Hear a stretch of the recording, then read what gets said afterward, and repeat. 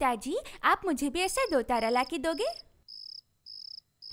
मैं फकीर चाचा से गाना सीखूंगा।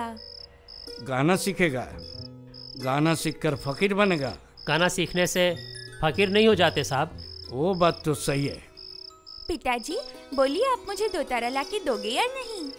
वो तो मैं दे दूंगा, लेकिन तुझे गाना कौन सिखाएगा? क्यों, ये फकीर चाचा है ना मुझे गाना सिखाने के लिए। क्यों चाचा, नहीं सिखाओगे क्या?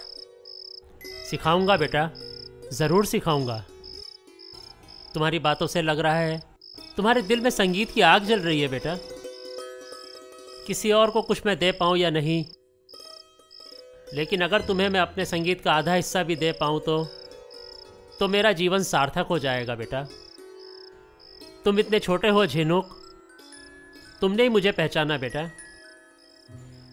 कोई और इस फकीर को ना जान सका ना पहचान सका, सिर्फ तुमने ही मुझे पहचाना है बेटा। मैं सिखाऊंगा, मैं तुम्हें गाना सिखाऊंगा बेटा। तो फिर मुझसे वादा कीजिए कि आप मुझे छोड़ के कभी नहीं जाएंगे। फकीर को कभी कहीं कोई रोक नहीं सकता बेटा।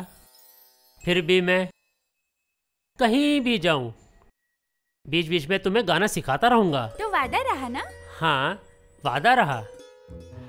अच्छा फकीर, तुम्हारा गांव कौन सा है?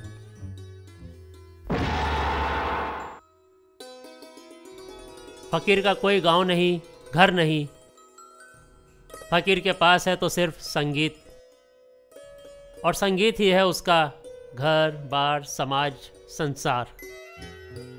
मैं नहीं समझ सकता हूँ फकीर, कैसे तुम लोग ये घर संसार परिवार संगीत को दिल में बसाकर जिंदगी आखिर तक खींच ले जाते हो। इसका कोई जवाब नहीं है साहब। जवाब सुनने की जरूरत नहीं। झिनुक, बहुत रात हो गई है, चल सोने के लिए आ। आप भी आओ। हाँ चल बेटे, तेरी माँ बुला रही है। फकीर चाचा, अब आप सो जाइए, कल मैं आपके साथ सोऊंगा, ठीक है ना? ठीक है बेटा। आ बेटा।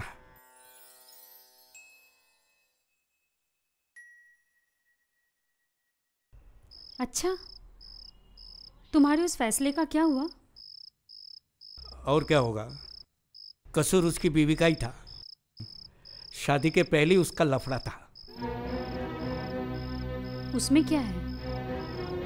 शादी के बाद तो नहीं ना? अरे नहीं नहीं, जो लड़की शादी से पहले लफड़ा करे वो तो शादी के बाद भी और 10 घट का पानी पी सकती है। और ऐसी लड़की को घर पे बीवी बना के लाए तो अपने पैर पे कुल्हाड़ी बनने जैसा है। अगर मैं होता तो बहुत पहले ही उसे जाने दो, रात हो गई, सो जाओ। मुझे तुम गलत मत समझो, वरना मैं मर जाऊंगी।